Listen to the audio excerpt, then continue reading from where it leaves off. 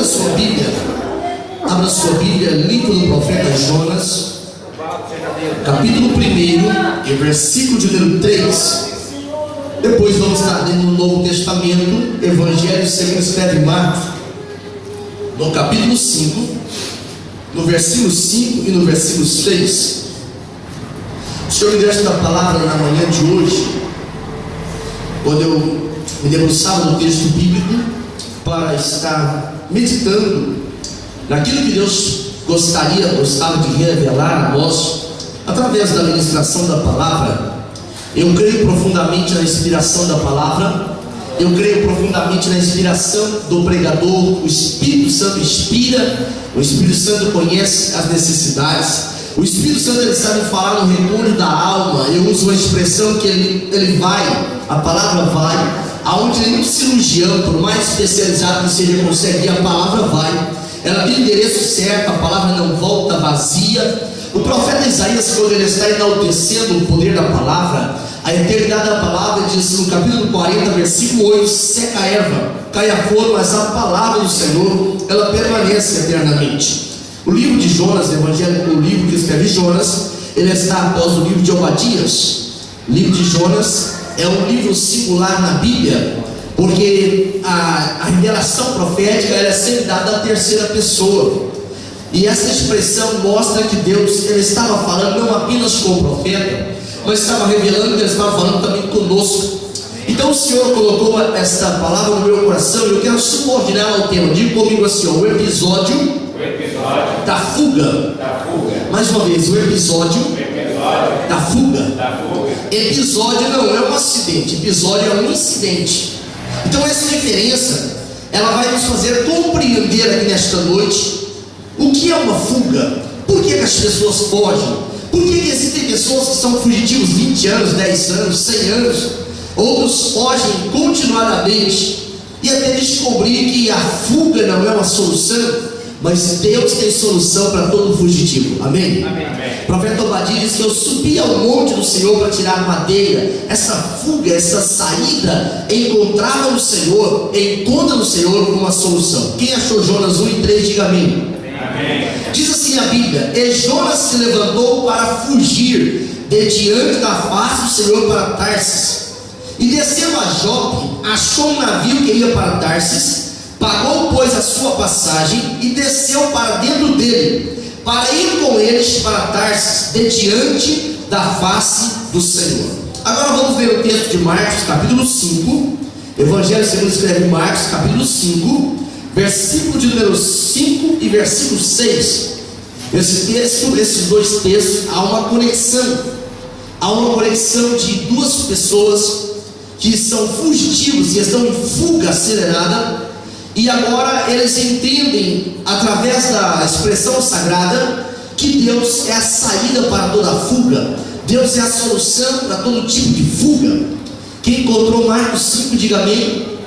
E andava sempre de dia e de noite, clamando pelos montes e pelos sepulcros, e ferindo-se com pedras. E quando viu Jesus ao longe, correu e adorou-o. Diga comigo, ele andava de noite, até que adorou o Senhor, assim dando glórias ao nome do Senhor. Eu estava lendo um comentário, eu estava lendo um artigo do Dr. Daniel de Barros. Dr. Daniel de Barros, ele é um médico psiquiatra no Instituto de Psiquiatria de São Paulo, Hospital das Clínicas, e ele diz que em meio a situações de grande sofrimento mental, é muito comum termos o desejo de desaparecer. Eu vou perguntar aqui, mas você não precisa se manifestar. Quantos irmãos aqui nesta noite, em algum momento da sua vida, já tiveram o desejo de desaparecer? Já tiveram o desejo de não existir aquele dia? Já tiveram o desejo de não ter nascido, não viver aquele momento? E esse conflito, que é uma forma de não conseguir lidar com os problemas, com esses problemas, muitos desses conflitos, eles são levados a níveis patológicos. É por isso que esse episódio da fuga, em alguns momentos da vida humana, quando nós não conseguimos lidar com os problemas, nós não conseguimos vencer algumas adversidades, a tendência natural é nós nos isolarmos. nós sentimos a vontade de desaparecer. E muitos desses quadros de episódio de fuga tornam-se patológicos em nome de uma depressão. Esse sentimento que o doutor Daniel de Barros ele explica, olhando pelo olho clínico, é um sentimento muito comum nas pessoas que estão fugindo. E quando eles são descobertos na sua fuga, alguns deles sentem deprimidos, outros sentem envergonhados, e outro, o oposto, o paradoxo disso, eles se tornam extremamente agressivos. Algumas das fugas, é notório isso nas notícias, elas se transformam em grandes desastres. Algumas das fugas, elas se transformam em grandes situações de perdas.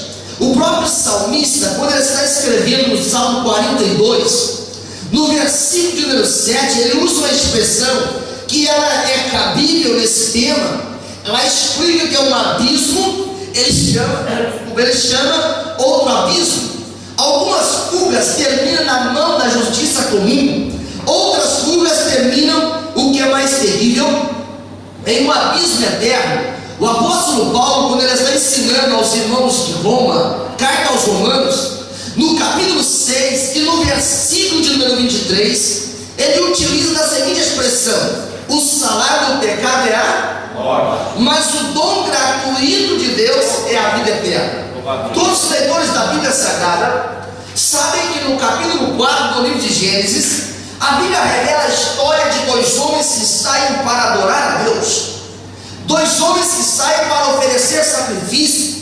Um deles se chamava Abel. Quando Abel escolhe um cordeiro para o sacrifício, quando Abel escolhe a oferenda, a oferta que ele daria ao Senhor, ele escolheu o melhor. A motivação de Abel não era uma motivação carnal. A motivação de Abel é porque ele era tão agradecido. Ele estava tão agradecido que ele, quando ia ter esse encontro com Deus, ele não se contentava em dar aquilo que era apenas bom, não.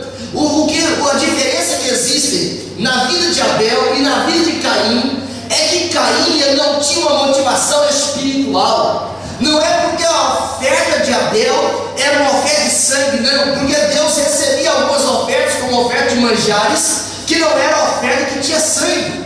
Mas a motivação que a Caim estava oferecendo a oferta era uma forma de fugir, era uma forma de fuga. E isso é revelado no capítulo 4 do livro de Gênesis, no versículo número 9, quando o próprio Deus pergunta para Abel: onde está o teu irmão? Pergunta para Caim, melhor dizendo: onde está o teu irmão? Ele diz: eu não sei, porventura eu sou o guardador do meu irmão. Essa expressão mostra que quando Caim fala essas palavras, ele estava diante de Deus. É uma tendência natural, é uma tendência de um ser humano comum. Quando ele é confrontado e ele está fugindo, como eu disse, o extremo da fuga é tornar extremamente agressivo. E a Bíblia diz que Caim agora, nesse tom de voz, na presença de Deus, ele agora está afrontando Deus. Porventura eu sou o guardador do meu irmão. E no versículo número 11, a Bíblia relata a fuga de Caim. Diz a Bíblia que ele saiu da presença do Senhor e ele vai para a terra de Nod. O pastor Russell Shedd, quando ele comenta aquela Bíblia Shedd, ele fala que Caim saiu da presença do Senhor para poder formar uma civilização a oriunda, uma civilização fora do projeto de Deus, uma civilização autossuficiente, que queria jactar-se de não precisar da presença de Deus, uma geração em fuga. Mas diz a Bíblia Sagrada que essa expressão de Caim, de fugir, é exatamente o oposto daquilo que Enoque fazia. A Bíblia diz que no capítulo 5 do livro de Gênesis, o versículo de número 24, a Bíblia diz que Enoque andou com Deus, e isso foi tão prazeroso diante de Deus que Deus o tomou para si. Deus trouxe Enoque permanentemente para a sua presença, o oposto de alguém que estava fugindo da presença do Senhor, como é o caso de Caim. Outra versão, outra expressão bíblica, a Bíblia mostra que Jacó também, ele foi um fugitivo. Ora, se Deus havia dado a promessa que Jacó seria o príncipe, que Jacó seria superior ao seu irmão, ele não precisava usar de subterfúgio. Então, quando nós lemos no capítulo 28 do livro de Gênesis, no versículo de número 10, quando a expressão sagrada diz que agora Jacó, ele sai da sua terra, perceba, e vai para Harã. Ele estava empenhando um momento de fuga, porque ele havia criado um problema com seu irmão. Esse problema tinha gerado no seu irmão uma tentativa no coração de cometer um homicídio, e por causa disso agora Jacó, ele empreende uma fuga, porque ele não dava conta, não tinha condições de enfrentar e vencer aquela situação. Diz a Bíblia que após 20 anos, lá no capítulo 31 do livro de Gênesis, no versículo número 3, Deus manda Jacó retornar. A fuga de 20 anos de Jacó agora estava chegando ao final. Deus estava colocando um ponto final na fuga de Jacó. Outro homem que a Bíblia poderíamos pensar que ele fugiu por muito tempo durante a sua vida. Esse homem, a Bíblia fala que é um homem segundo o coração de Deus, um homem chamado Davi. A Bíblia Sagrada revela que no capítulo 19 do primeiro livro de Samuel, a primeira vez que Davi foge, no versículo 10, é quando ele tem a sua integridade física ameaçada. Quando o rei Saul agora, influenciado, sofrendo uma opressão demoníaca, ele tenta matar o seu escudeiro, ele tenta matar Davi, fixando e cravando já Davi na parede. Davi foge, e esta fuga, ela continuou por alguns anos a fios, e Davi então é perseguido por Saul por todo o deserto. E agora a Bíblia relata um acontecimento no primeiro livro de Samuel, no capítulo 23 e versículo 6, que parece que para Davi ali ia chegar no fim da linha. A sua fuga agora parece que terminaria em a sua própria morte. Mas diz a Bíblia que naquele momento que Davi está ali, Deus criou uma terceira opção. Deus criou um terceiro exército. O exército dos filisteus invadiu as terras de Judá. E agora Davi, ele tem aquele momento como um momento que era um momento de vitória. Por isso que quando ele está agora nas montanhas ali próximo a Engedi, diz a Bíblia que ele coloca o nome lá, Pedra de Escape. Nós atentando para o capítulo 23 de 1 Samuel, nós percebemos que aquele exército de Davi estava comandando de 600 homens esfarrapados, 600 homens endividados, 600 homens amargurados, 600 homens de ânimo dobre, para poder confrontar um exército de 3.000 soldados escolhidos. Davi não tinha a menor chance. A sua fuga agora terminaria em uma tragédia, mas a Bíblia diz que Deus entrou com providência, e agora Davi tinha a sua história agora bloqueada, tinha a sua derrota agora bloqueada, porque um sentimento de vitória da parte de Deus estava diante de Davi. O episódio desta fuga está no controle de Deus. Davi, ele fugiu de Saul. Davi, ele fugiu do seu próprio filho, porque o descuido com o cuidado na casa, o descuido com o cuidado da função de ser pai, a função de ser sacerdote no lar, fez Davi empreender uma fuga para que não morresse pelas mãos do seu filho. E diz a Bíblia que Davi, ele agora tem que fugir da sua própria casa, tem que fugir do seu próprio palácio, tem que se levantar do seu próprio trono. Mas o que eu acho glorioso na vida deste homem agora, o que eu acho lindo no segundo livro de Samuel, no capítulo 15, que ele não pegou o caminho do mar, ele não pegou o caminho das terras dos filisteus, não, que ele já tinha aprendido de cor, não. Diz a Bíblia que ele pegou o caminho das oliveiras, e a Bíblia diz que ele ia caminhando, descalço, humilhando, mas ele foi até o cume para adorar o nome do Senhor. Se a tua luta tornou difícil, se a tua luta tornou impossível, se a carga ficou pesada, encontre um lugar de adorar, porque no lugar de adorar a resposta para a fuga, no lugar de adorar a solução para os nossos problemas, no lugar de adorar, Deus muda a história da nossa vida. Davi fugiu de muita gente, mas eles chegam à seguinte conclusão. Quando o Salmo 139 é escrito, no versículo 7, ele está dizendo assim: para onde me fugirei, para onde me ausentarei da tua presença? Ele sabia que podia fugir de Saul, podia fugir dos seus inimigos, mas ninguém pode fugir da presença de Deus. Davi estava reconhecendo a sua incapacidade, Davi estava reconhecendo a sua incompetência, Davi estava reconhecendo que nas três dimensões, céu, terra e inferno, ninguém pode fugir da presença de Deus. Como pode um homem segundo o coração de Deus chegar a essa conclusão? No versículo, que parece que é o versículo 5 do Salmo 139, ele fala: quando eu parei para analisar isto, quando eu parei para avaliar isso, tal ciência foi maravilhosíssima, olha o versículo aí, maravilhosíssima demais para mim, ao ponto de eu não poder compreendê-la. Você pode olhar para as pessoas caminhando, perambulando pela vida, mas chega um momento que, se derem liberdade ao Espírito Santo, aquela fuga vai ter um ponto final.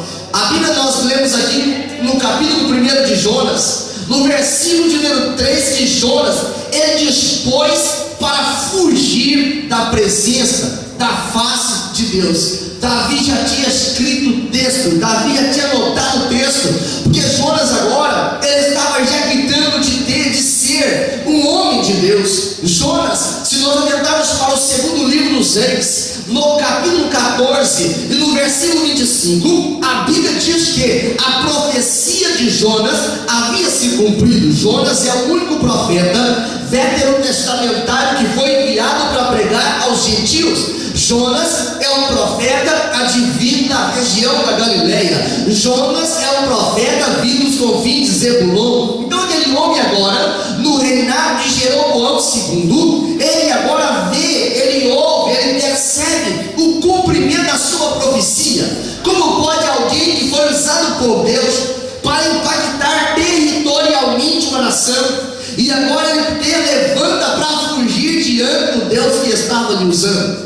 É porque a posição que Deus te coloca não nos imuniza de ter vontade de fugir, de ter vontade de desaparecer, mas o segredo está em clamar, o segredo está em orar, o segredo está em adorar, porque quando eu adoro, o Senhor manda a solução na minha direção. Quando eu adoro, o Senhor manda a resposta para a minha vida. Quando eu adoro, o Senhor cria a circunstância para que eu possa ser vitorioso. Diz a Bíblia que Jonas, ele se levantou da presença para fugir da presença do Senhor. O que desencadeou essa fuga na vida de Jonas? Em primeiro lugar, quando eu fico pensando, Jonas, ele tinha muita coragem. Hoje é um negócio mais tranquilo, e tem gente que não anda de navio por nada. Se falar que vai ganhar um cruzeiro no Brasil, daqui de graça, de bola, eles dão obrigado, eu prefiro de outra coisa, menos de navio. Jonas agora, ele empreende no seu coração o desejo de fugir de onde Deus estava mandando mais de 3.000 quilômetros, porque a maioria dos estudiosos bíblicos, eles acreditam que Tarsis está ali na região da Catalunha, ali na Espanha, e ele sai agora com os fenícios para embrenhar no mar, singrar as águas, mais de 3.000 quilômetros, pensando: eu vou deixar o meu chamado para trás, eu vou deixar minhas oportunidades para trás, eu vou deixar tudo para trás, porque eu não admiro Deus dizer isso para a minha vida. Jonas levantou para fugir da presença do Senhor. Ele pensou no seu íntimo: se eu fugir, se eu entrar em um navio bem distante, se eu não ver mais as pessoas que estão perto de mim aqui, eu vou ter a solução do meu problema. O episódio da fuga para mim vai ser uma história repleta, vou usar uma palavra menos complicada, repleta de glórias, repleta de realizações, repleta de êxito, repleta de conquista. Mas a Bíblia diz que Deus, quando ele se coloca de pé, para fazer o texto bíblico, o homem tem que parar. Deus estava dizendo no seu coração: eu vou parar, Jonas, porque o meu plano não vai parar. A Bíblia fala no livro de Provérbios, no capítulo 16 e no versículo número 1, a preparação do coração do homem acontece mas a resposta fiel vem dos lábios do Senhor. Vem do homem as preparações do coração, vem os planos, mas a resposta fiel vem dos lábios do Todo-Poderoso. Jonas comprou a passagem, o navio tinha um destino, tinha uma direção que era Tarsis, bem distante de onde Deus havia dito. E Jonas agora ele entra para dentro do navio, vai para o porão pensando: eu quero acordar bem longe da promessa de Deus, eu quero acordar bem longe de onde Deus falou, eu quero acordar bem longe. Só que quando nós saímos fora do plano de Deus, a misericórdia é tão grandiosa, a misericórdia é tão alta, que Deus balança a zona de conforto assim para nós entendermos que a última palavra vem dele. Jó, lá no capítulo 42, no versículo 2 do seu livro, ele utiliza a expressão: nenhum dos seus pensamentos pode ser jamais impedidos ou neutralizados. Nenhum dos pensamentos de Deus podem ser impedidos, nenhum dos pensamentos de Deus podem ser bloqueados. A primeira razão que desencadeou a fuga de Jonas foi porque a ordem de Deus, fala comigo, porque a ordem de Deus contrariava o seu desejo e a sua ambição pessoal. Ele estava agora curtindo, vou usar essa expressão, é uma expressão comum. Ele estava curtindo, ele estava desfrutando da glória da sua profecia ter sido cumprida por Deus. Ele estava agora desfrutando de uma moral, vou usar essa expressão, de uma vanglória, de uma glória humana, porque alguém olhava para Jonas e falava assim: o filho do profeta Amitai é um homem de Deus. Como é glorioso você ser reconhecido, chamado como homem de Deus.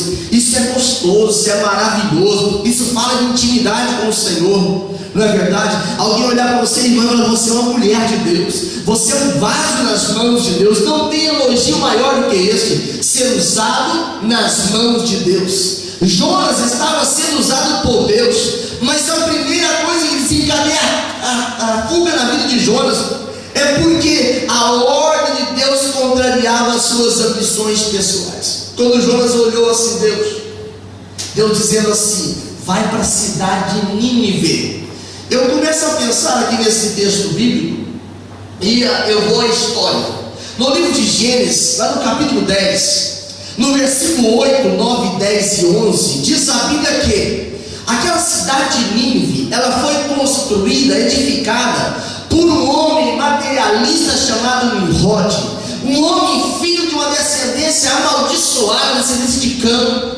E agora, quando Jonas começa a lembrar que a Síria era um povo muito maligno, a Síria era um povo que, quando eles apossavam de algum adversário, de algum inimigo, eles não se contentavam simplesmente de matar, eles executavam as piores crueldades, as piores maldades que eles praticavam, até impensáveis eles faziam. Então, quando Jonas olhou assim, você: Deus, eu levar uma palavra de arrependimento, eu levar uma palavra que muda a história dessa gente, isso é demais para mim, eu não vou conseguir fazer isso. Segunda razão que desencadeou a fuga na vida de Jonas é o conhecimento, fala comigo, é o conhecimento insuficiente da misericórdia de Deus. Tiago, meu irmão de Jesus, o apóstolo Tiago, no capítulo 2 do seu livro, o versículo 13 e a parte B, ele revela uma expressão singular na Bíblia. Ele dizia: a misericórdia, fala comigo, a misericórdia triunfa sobre o juízo.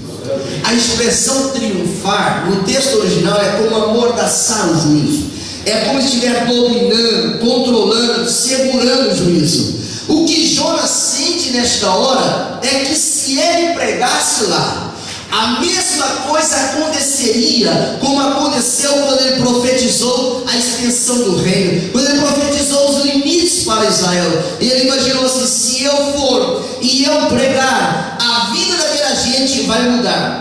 Jonas estava muito equivocado. Ele pensou assim, que se mudasse o itinerário, se ele fosse a um porão, Isso, ele faria uma apologia à fuga, e Deus não se lembraria dele mais, Deus não o veria mais. Mas o que é glorioso na Bíblia é que no capítulo 1 de Jonas, é uma história muito conhecida. Jonas chega até aquele porão, deita lá pensando assim: eu estou confortavelmente fugindo de Deus.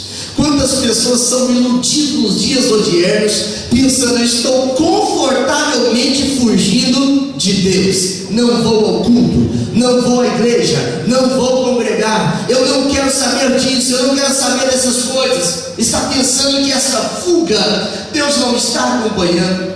E Jonas mergulha naquele porão até que Deus manda uma tempestade. Você não precisa viver a tempestade, eu não preciso viver a tempestade para parar de fugir de Deus, para parar de fugir da palavra de Deus, para parar de fugir dos planos de Deus. Aquela gente era gente de uma região da Fenícia, que tinha uma colônia fenícia na Espanha. Aquele povo, eles estavam dominando o comércio marítimo. E agora aquele homem, quando ele não acreditava em Deus, eles não acreditavam em Deus, eles tinham vários deuses, mas não criam no Deus verdadeiro. Eles agora veem que a única possibilidade de mudança ali, inventaram todos os artefatos, todos os artifícios, e não conseguiram solucionar o problema. Eles eram experientes nos mares, sabiam que o perigo era iminente, e eles falaram para Jonas, o capitão do navio: ô dormente, o que faz aí dormindo? Levanta, clama ao teu Deus, quem sabe ele tem misericórdia de nós. É coisa tremenda quando o crente está fugindo. Ele tem que enfrentar as suas convicções. O crente não foge o tempo inteiro. Se ele foge e vai para a balada, alguém vai ver lá: mas você não era crente. Ele tem que enfrentar as suas convicções. Ele fala assim: não vou no culto hoje, não vou amanhã, não vou nem outro. De repente um filho se levanta e pai fala: e o filho: pai, o senhor não é mais crente? Mãe, o senhor não é mais crente? O vizinho fala: você não é mais crente? O amigo fala: você não é mais crente? Ele tem que enfrentar as próprias convicções. Aí ele tem que arrumar uma desculpa assim: eu não posso, estou muito apertado, o tempo é estreito, eu estou mal disposto, eu não tenho transporte, eu tenho mais um monte de coisas. Mas ninguém consegue enganar as próprias convicções. Fala comigo: ninguém consegue enganar as próprias convicções. O comandante pergunta assim: de que povo você é? Ele teve que confessar: eu sou servo do Deus Altíssimo, eu sou hebreu. E este mal veio por minha causa, é por minha causa que essa tempestade veio ao mar. Aquele homem, quando ouviu aquela expressão, aquele homem que se conhecia e adorava vários deuses, tinha isso, ou era agnóstico, ou era ateu, ou adorava um monte de Deus, eles agora falam assim: o que nós fazemos agora? Jonas diz: tem que me lançar no mar. Aqueles homens ficaram temerosos, porque a situação já não era favorável, e agora o medo deles era cair nos deuses se voltasse contra eles. E agora a única opção: lançaram Jonas ao mar. Mas o que é tremendo é que toda fuga, a solução dela não é o dinheiro, a fuga, a solução dela não é o casamento. Tem pessoas que têm problemas emocionais mal resolvidos, e ele acha que se casar, ele está solucionando os seus problemas. Não, isso é uma fuga. Outro diz: se eu trabalhar naquela empresa, os meus problemas estão resolvidos, isso é uma fuga. Outro diz: se eu frequentar aquela igreja, os meus problemas estão resolvidos, isso é uma fuga. A resposta para a fuga está na presença de Deus, porque na presença de Deus, Deus inventa até o peixe. Quando nós olhamos para a Bíblia Sagrada, esse é o texto mais famoso da Bíblia, não é o Tucunaré. Esse texto do livro de Jonas, no capítulo 1, versículo 17, os teólogos se debruçam, pegam a palavra no original, vira ao contrário, vira de cima para baixo, para descobrir qual é o peixe. E alguém fala: é uma baleia é mamífero, não é peixe. E outro peixe, então, que peixe seria? Isso não era importante, porque quando alguém está fugindo, o importante não é se o muro é de 3 metros de altura, se o muro é de 4 metros de altura, se tem grade, tem cerca elétrica. Quando alguém está fugindo, a única coisa que importa é a liberdade, a única coisa que importa é a solução. Por isso a sua fuga, a minha fuga, ela termina nos pés de Jesus. Davi estava fugindo do seu filho, uma multidão com ele, mas quando ele chegou lá no cume do caminho das oliveiras, que ele se prostrou, e diz a Bíblia, ele adorou a Deus. Ele estava fugindo, mas ele chega ao ponto de adoração. A sua fuga, a nossa fuga, ela termina no altar da adoração. Quando aquele peixe, ele engole Jonas, é tanto milagre ali que nós ficaríamos a noite inteira falando dos milagres ali. Quem colocou a bomba de oxigênio, um monte de coisas maravilosas. 3 dias, 3 noites.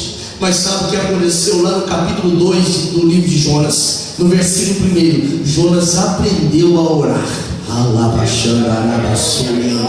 Porque quando o crente está fugindo e ele chegou num lugar sem saída, num beco sem saída, a solução não é na horizontal, a solução não é na parte lateral, a solução não é para frente, não é olhar a retaguarda, a solução vem do alto. Diz a Bíblia que Jonas orou ao Senhor, Jonas clamou ao Senhor. O que fez Jonas saltar do divã do sono para poder estar no lugar da oração? Foi a circunstância.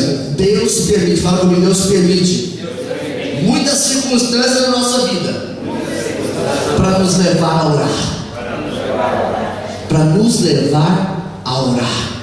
Diz a Bíblia que Jonas, ele orou, diz a Bíblia que Jonas clamou ao Senhor, e uma coisa tremenda é que ele sentiu saudade da igreja.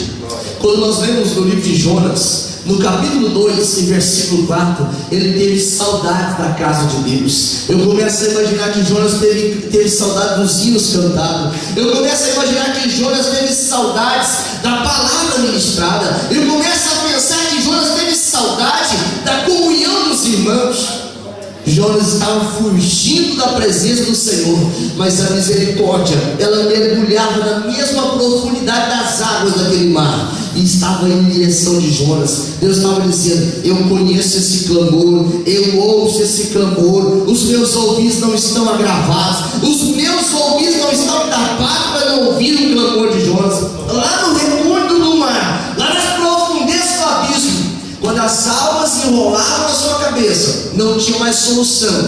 Mas Jonas sabia que Deus não tem secretária eletrônica. Jonas sabia que Deus não tem intermediário. Jonas sabia que se ele clamasse, a solução viria. Quando nós não conseguimos trilhar os caminhos do nosso êxito pessoal, a solução está em clamar ao Senhor. O 808 de Deus está liberado, não é? Ele é gratuito. A Bíblia fala em Jeremias 33:3: clama a mim e responder-te-ei, e anunciar-te-ei coisas grandes e firmes que você não sabe. Outra versão: coisas grandes e profundas. Jonas estava entendendo na faculdade de Deus. Jonas estava aprendendo com o Senhor que o seu clamor podia chegar no céu.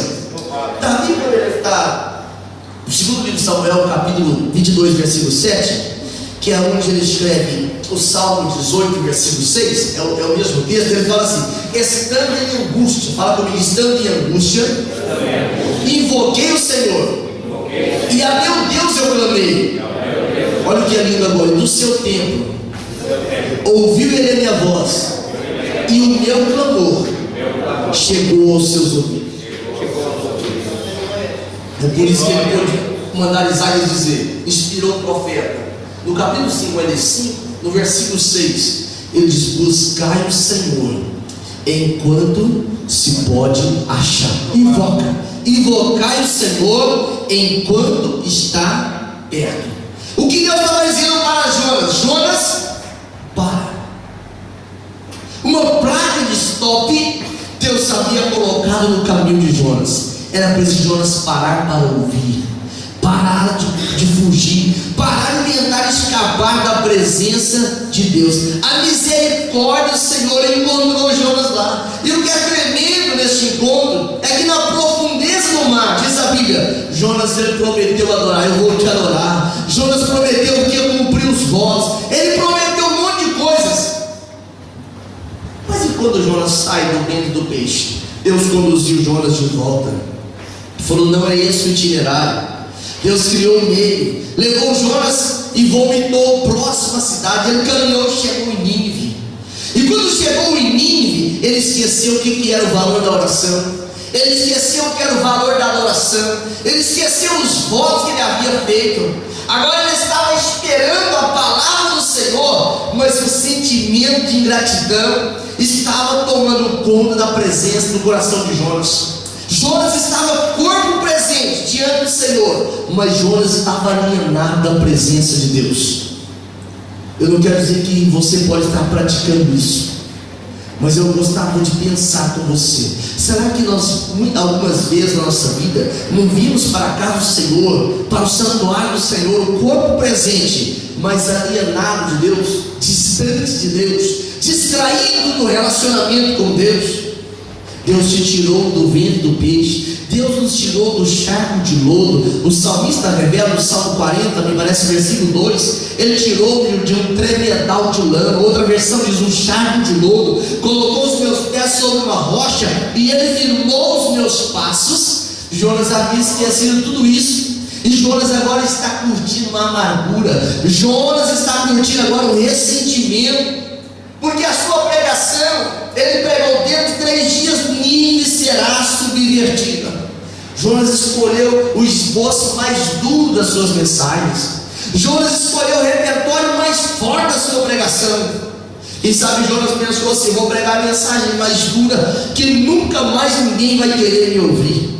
Mas aquela palavra, ela chegou no palácio, entrou no coração do rei de Nínive. Aquele homem desce do trono, se veste de pano de saco, se humilha, manda o escrivão fazer um decreto. Era para todo mundo humilhar, era para todo mundo jejuar, era para todo mundo consagrar, era para todo mundo quebrantar. Quem sabe Deus teria misericórdia. Quando Jonas começou a perceber que as pessoas começaram a se render em adoração, quando Jonas percebeu que a cruzada que ele empreendera, num só dia, mais de 120 mil conversões. O contrário de Jonas fazer como nós faríamos de repente, de conversões de alma, nós fazemos um culto de ação de graça, uma festa. Os pregadores saltariam e mandavam colocar na mídia mais de 120 mil pessoas convertidas. Jonas, ele se desgosta com Deus, porque Jonas estava vivendo um episódio de fuga. Ele estava corpo presente, mas o espírito estava longe de Deus, o espírito estava afastado do Senhor, e um sentimento de rancor, de ingratidão tomou conta do coração de Jonas. Sabe por qual razão? Simples: é porque Deus não usou o método escolhido por Jonas. O método de Jonas era que Deus mandasse o juízo e matasse todos os ninivitas. Esse era o método de Jonas. Só que Deus manda o método da misericórdia. Ai, Deus, coisa tremenda é quando Deus trabalha esse método da misericórdia. Esse método, o homem natural tem que desaparecer. As nossas vontades ficam em segundo plano, porque prevalece a vontade de Deus. Jonas ficou ingrato.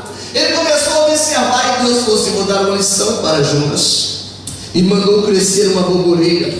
Uma noite ela cresceu. Quando Jonas acordou no outro dia, ainda contemplando, quem sabe pensando assim: não é possível que Deus perdoou essa gente, não é possível que Deus tenha misericórdia dessa gente, não é possível que Deus entrou com providência para salvar essa gente. Ele viu que aquela sombra lhe era agradável, e Jonas ficou feliz. Jonas ficou agradecido. Quantas vezes nós vivemos o síndrome de Jonas quando estamos nesse episódio de fuga? Deus dá um carro novo, Deus dá uma casa nova, Deus dá um trabalho novo. Aí nós chegamos na igreja e falamos assim: irmã, você nem acredita, eu estou muito abençoado, eu comprei isso, adquiri aquilo outro, eu tive esse monte de coisa aqui. É alegrar com a borboleta, é alegrar com coisas materiais. A riqueza maior que nós temos não é aquilo que o Banco de Portugal consegue identificar em valores monetários. A riqueza maior que você tem é a presença de Deus, porque a presença de Deus, ela traz descanso. A presença de Deus, ela traz segurança. A presença de Deus traz livramento. Se nós voltarmos para o capítulo de, parece que é 33 de Êxodo, o Senhor disse para Moisés: Moisés, a minha presença, ela vai contigo e eu te farei descansar. A presença do Senhor. Jonas ficou irado porque a borboleta secou. Um bicho veio e atingiu a borboleta. Jonas, e Deus pergunta: Jonas, a tua ira é razoável? Tem algum sentido a sua ira? Jonas falou assim: sim, Senhor, tem mesmo. Porque a borboleira morreu. Ele disse: Jonas, você não trabalhou pela borboleira, você não moveu o único músculo para ela estar de pé. Se você teve dó dela, se você teve compaixão dela, eu não teria compaixão da cidade de Nínive, onde tem mais de 120 mil pessoas que não sabem discernir entre a mão direita e a mão esquerda. Aqui a profecia está falando de conhecimento de Deus, de revelação de Deus. Jonas está dando valor às coisas materiais. Quantas pessoas têm feito testemunho financeiro a razão da sua salvação?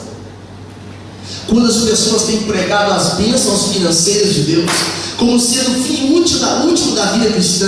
Não, Deus tem muito mais interesse. Deus se empenha muito mais em trabalhar em nós do que para nós. Porque Deus, o desafio dos céus, o desafio do Espírito Santo é nos levar a um nível de crescimento espiritual, de forma que nós sejamos parecidos com Jesus, de forma que nós nos assemelhamos a Jesus. Para isso nós precisamos parar de fugir. Para isso precisamos estar diante dele, prostrado. É preciso render diante da vontade dele. Esse homem que a Bíblia menciona no Evangelho de Marcos, no capítulo 5, esse homem andava dia e noite. Esse homem não tinha parada certa. Ele dormia no meio dos sepulcros. Um escritor sagrado diz que eram 2 homens, e Marcos revela de um. Porém, como Marcos dá muitos detalhes, eu quero me deter neste homem aqui. Ele vivia uma síndrome de inquietação. Sabe o que faz alguém ser fugitivo nos últimos dias? É a inquietação. Se alguém disser assim: no Algarve está sobrando dinheiro, ele viaja para lá. Se outro disser assim: olha, na África está nascendo uma semente, uma árvore lá que só dá dinheiro, ele viaja para lá. A vida de um homem, diz Jesus, não constitui na abundância dos bens que ele possui. A sua vida, ela não está condicionada àquilo que o banco diz que você tem. A sua vida está condicionada naquilo que Deus disse que nós somos, naquilo que diz Deus que nós temos, naquilo que Deus diz que nós iremos, naquilo que Deus diz que está guardado para nós. Inquietação. A inquietação é um elemento que impulsiona, é um elemento que incentiva para a fuga. Quando nós olhamos para o apóstolo Pedro, Pedro aprendeu a fugir até cair nos pés do Senhor. Pedro era inquieto, e a Bíblia diz que ele aprende isso, doutrina sobre isso, na primeira carta de Pedro, no capítulo 5, versículo 7. Olha como ele aprendeu. Ele diz: lançando sobre ele a vossa, fala assim, ansiedade, porque ele tem cuidado de vós. Se esta palavra viesse dos lábios de João, o apóstolo do amor, não seria tão enaltecida na revelação, mas vem dos lábios de Pedro. Um homem que qualquer coisa ele sacava da espada. Um homem que ele tinha coragem sobrando para vender e para alugar. Um homem quieto. Mas quando ele tem um encontro com o Senhor, quando ele vê a sua miserabilidade, quando a sua fuga termina na casa de Caifás, o sumo sacerdote, e ele começa a olhar para o mestre, e ele agora estava espraguejando, ele agora estava negando Jesus. Ele entendeu: a minha fuga terminou. Ele subiu ao Calvário, ele permaneceu lá. E quando o Senhor perguntou para ele: Pedro, você me ama? Ele disse: Senhor, eu te amo. Quando o Senhor perguntou a segunda vez: eu te amo. Na terceira vez ele entendeu: a minha fuga terminou. A minha resposta está na misericórdia do Todo-Poderoso. A inquietação, aquele endemoniado gadareno, nenhuma pessoa podia passar pelo caminho, ele era agressivo. Nenhuma pessoa poderia fazer nenhuma pergunta para ele, ele era antissocial.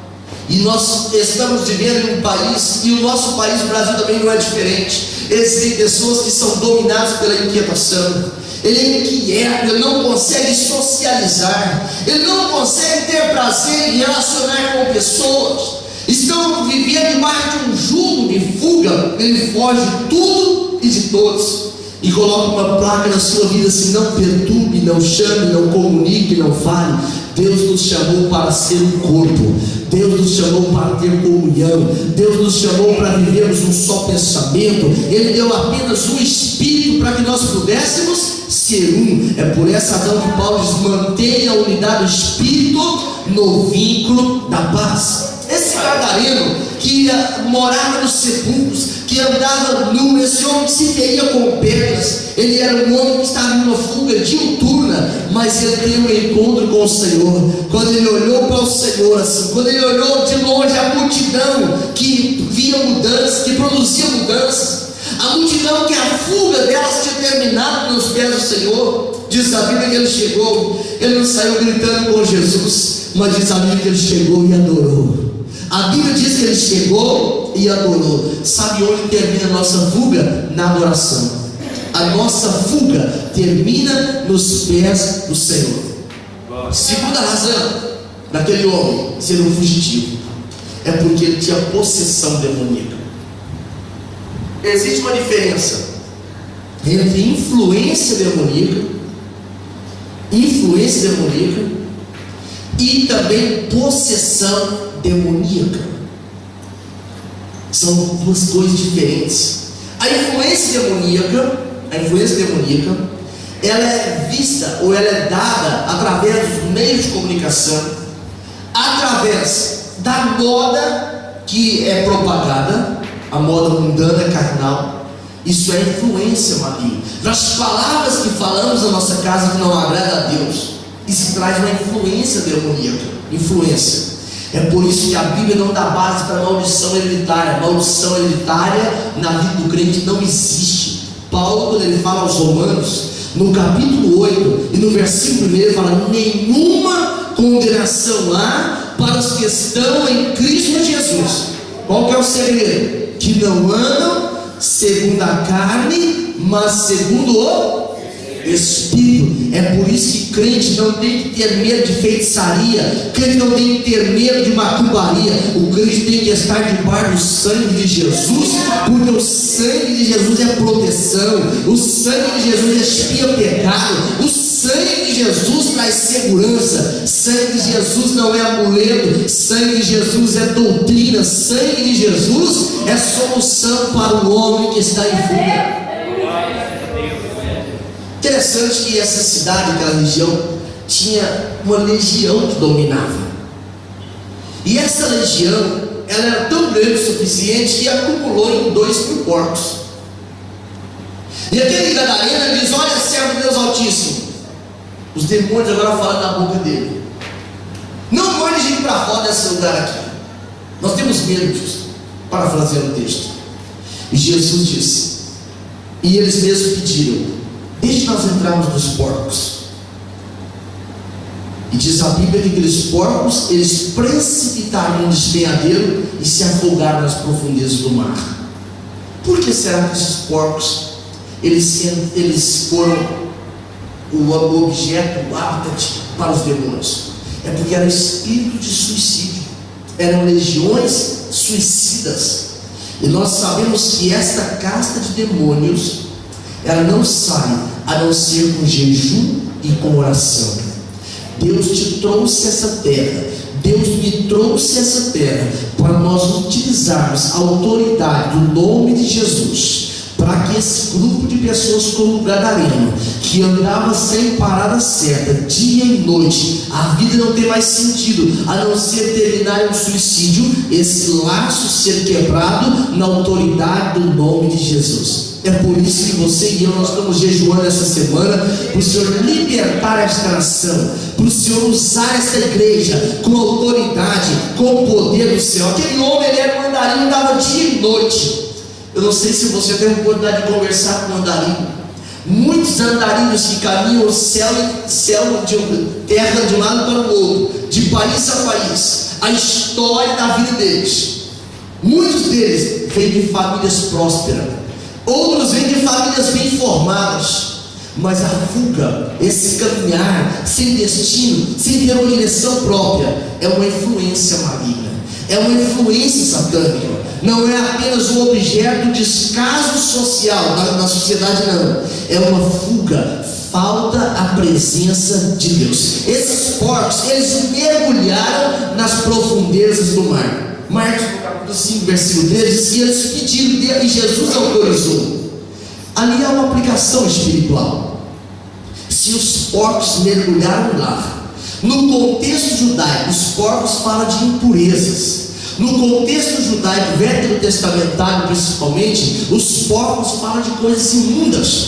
E Miqueias, o profeta Miqueias, no capítulo 7 e no versículo 19, ele diz que ele lança as nossas iniquidades nas profundezas do mar. Para você entender que quando nós temos um encontro com Jesus, os nossos pecados, as nossas faltas, as nossas iniquidades, elas são lançadas nas profundezas do mar. Aquele gadareno agora, ele se assenta aos pés de Jesus. É porque precisa aprender. Quem quer sair da linha de fuga, quem quer sair da estrada da fuga, quem quer sair do episódio da fuga, ele precisa sentar para aprender aos pés do Senhor.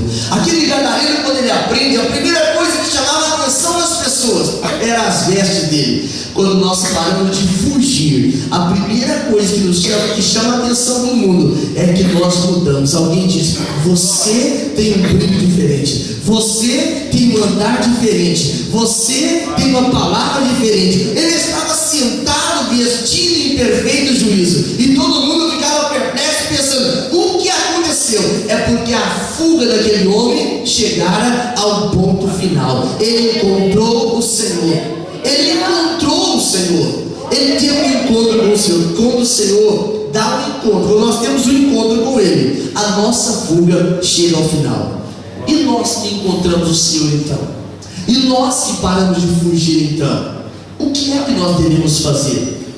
No livro de Provérbios, no capítulo 24, versículo 11, o homem mais sábio da terra, ele ensina, ele diz assim: para nós apiedarmos da multidão que caminha apressadamente para o abismo, apressadamente para a matança, apressadamente para o juízo eterno. Nós precisamos ensinar o caminho dos céus para aqueles que estão empreendendo uma fuga desesperada em rumo ao inferno, porque Satanás tem influenciado esses últimos dias a face da terra, porque está dando as últimas pernadas, palavras minhas aqui, as últimas pernadas, porque sabe que Jesus está às portas para poder buscar a igreja. Castas de demônios que só saem com jejum e com oração. Não adianta mexer com os brios, não adianta pressionar, não adianta criar chantagens. É preciso orar, é preciso jejuar e é preciso anunciar, porque a rota de fuga ela vai terminar nos pés do Senhor Jesus. Os demônios vão ter que bater em retirada, porque a igreja do Senhor ela vai avançando na oração, ela vai avançando no jejum, ela vai avançando na ministração da palavra. Esta palavra foi o que fez os porcos saltarem endemoniados no mar, mas o gadareno ficou livre. Os donos dos porcos não ficaram muito alegres, porque nenhum homem natural fica alegre quando Jesus liberta alguém. O dono do boteco lá do bar, do café, não fica alegre quando Jesus liberta alguém que é dominado pelo tabaco. Não fica alegre quando Jesus liberta alguém dominado pela bebida. Não fica alegre. Os donos de casa de prostituição não fica alegre quando Jesus liberta um adúltero. Os donos do ponto de tráfico de droga não fica alegre quando Jesus liberta um viciado, liberta um drogado. O mundo não fica alegre quando nós passamos para o caminho do céu, mas o céu se regozija quando um pecador se coloca diante do Senhor e fala assim: eu me entrego ao Senhor como Salvador da minha vida. Deus te deu esta oportunidade. Deus me deu essa oportunidade. A tarefa ainda não está acabada. Muitos gadarenos estão andando dia e noite, de uma cidade a outra, de um país a outro, de uma estação a outra, mas a igreja do Senhor, ela tem um caminho único, o caminho da vida eterna, o caminho que é Jesus, o caminho que é o céu. E quem está caminhando para o céu, o ponto de fuga dele ele já terminou, porque ele encontrou a verdade. Se você entende esta palavra, fique de pé neste momento e nós vamos orar uma vez mais. Problemas não são autorizações para eu esconder. Problemas e adversidade não são salvo-conduto para eu me isolar. Pelo contrário, a igreja é o melhor hospital espiritual. A igreja é o centro de tratamento de Deus. Segura o que eu vou dizer aqui agora. Existem centenas de milhares de pessoas que fizeram do seu trabalho a sua válvula de escape. A sua válvula de escape. Uma reta de fuga contra o princípio do Senhor. Pastor, todo mundo tem que trabalhar. Eu sei que todos precisam ter trabalho. Deus que deu trabalho, o trabalho é digno. Mas o trabalho não pode roubar de nós o caminho do céu. A nossa família é tão maravilhosa e importante, mas ela não pode nos fazer fugir da presença de Deus. Não pode. Eu conheço crente que chega um parente, ele não vem na casa do Senhor enquanto o parente estiver lá. Se ficar um mês é um mês, se ficar 2 meses é 2 meses. Mas se você entende que saiu da roda de fuga, você vai falar para o seu parente: olha, eu tenho algo tão maravilhoso hoje, eu tenho um compromisso tão glorioso hoje, que eu gostaria de estender o convite a você. Vamos à casa do Senhor, vamos adorando, depois nós vamos celebrando, e Deus vai fazer diferença na sua vida. Amém? Levante sua mão para o céu. Pai celestial, Deus de poder e de glória, o Senhor parou Jonas, Deus. O Senhor deu stop para Jonas, Senhor, porque ele estava em um caminho, Senhor, oposto à tua palavra. Senhor, o Senhor parou a roda de fuga também do gadareno e fez ele compreender, Senhor, a tua palavra. Quando nós lemos em Marcos capítulo 5, versículo 13, Senhor, nós percebemos que ele até desejou estar, Senhor, no grupo da multidão que caminhava com o Senhor, mas o Senhor mandou ele anunciar, o Senhor mandou ele contar a cidade, o Senhor mandou ele anunciar nas 10 cidades da Galileia que o Senhor tinha libertado, Pai. Deus, eu quero te pedir nesta noite sobre cada um de nós que saímos da rota de fuga, porque a nossa fuga terminou nos teus pés, que nós possamos compreender que não fomos salvos por acaso, não foi apenas para ter uma religião diferente, mas foi para resgatar, foi para rebanhar almas para o reino celestial. Pai, nós oramos pedindo as tuas bênçãos sobre cada um dos teus servos que estão aqui nesta noite, em nome de Jesus, em nome de Jesus.